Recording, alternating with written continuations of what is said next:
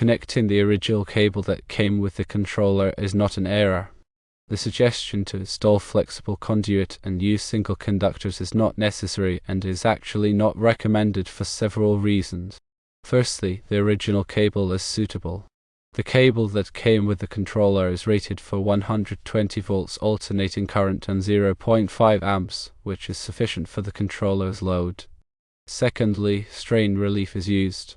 The installation includes suitable strain relief to prevent the cable from being pulled out of the panel.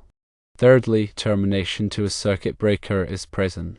The cable is terminated to a 2-amp circuit breaker, which provides overload protection.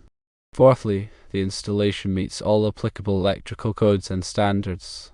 There are also benefits to using the original cable. 1. It is more convenient. It is easier and more convenient to use the original cable instead of installing single conductors and a flexible conduit. 2. It is cost-effective. Using the original cable eliminates the need for additional materials and labor. In conclusion, the suggestion is not a valid reason to fail the installation. The permanent connection of the original cable is acceptable and compliant with electrical codes and standards.